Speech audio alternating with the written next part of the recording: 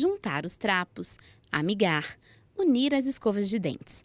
Há uma série de termos populares usados para a união estável, quando duas pessoas se relacionam de forma duradoura, com o intuito de formar família, mas sem se casar oficialmente. A história de amor entre essa jornalista e esse engenheiro florestal começou assim, pelas escovas de dentes. Foi literalmente a junção das escovas de dente. A gente namorava, né? E um dia eu deixei a minha escova de dente na casa do Paulo. No dia seguinte, ele me encontrou e me devolveu a escova de dente. Falou: aqui que você esqueceu lá em casa. E eu falei para ele: não esqueci não, eu deixei. Foi assim que o nosso casamento começou. A Constituição Federal considera que a família independe do fato de ter sido formada por união estável ou casamento. No entanto, o artigo 1790 do Código Civil diferenciava cônjuges e companheiros em relação às garantias de herança.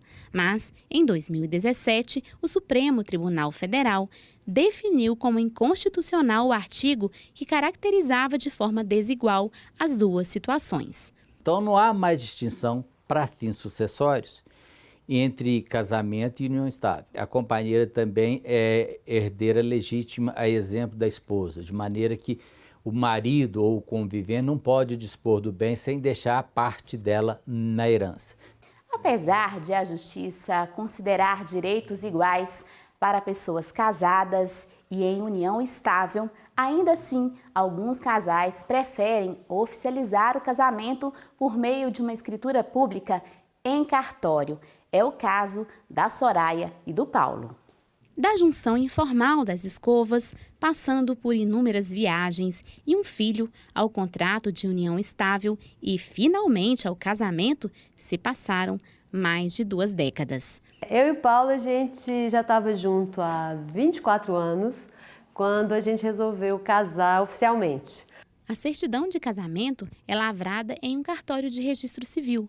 Já o contrato de união estável é realizado em um cartório de notas. Os documentos são pagos e, em ambos, é possível determinar o regime de bens escolhido pelo casal. Na união estável, isso é feito por meio de um contrato particular e, no casamento, a escolha é registrada de imediato na certidão. Qual a diferença básica ou prática entre união estável e casamento? Só uma coisa, o documento. No casamento você já tem de imediato a certidão de casamento. Na união estável, você vai caracterizando no dia a dia onde você quis viver em união estável com outro sem passar por essa burocracia que é o casamento no direito brasileiro. O casal relutou em seguir as formalidades, mas a exigência legal, em alguns momentos da vida, provocou a mudança de planos. Depois que a gente já tinha o Kaique, a gente fez o documento de união estável.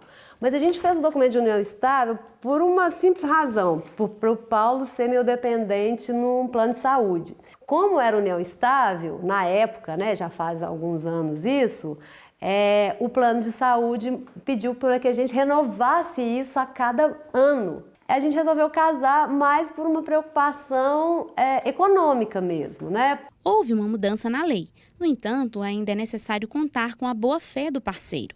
Existem casos em que não há um documento para comprovar a vida partilhada, já que a relação estável se caracteriza pela subjetividade.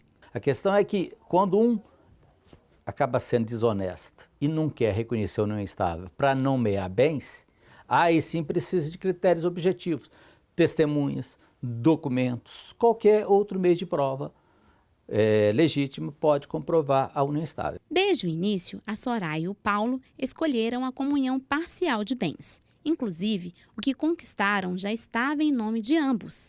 Mesmo assim, o casal preferiu providenciar também o registro para, em casos de necessidade, evitar uma ação judicial, muitas vezes provocada pela exigência de provas documentais. A jornalista sugere a quem vive a união estável informal fazer pelo menos o contrato, por uma questão de garantia de direitos. Porque eles podem ter problema no momento em que a união acabar, né? ou pela separação ou pela morte de um dos dois. Porque o companheiro vai precisar entrar na justiça para provar que vivia em união estável com aquela pessoa.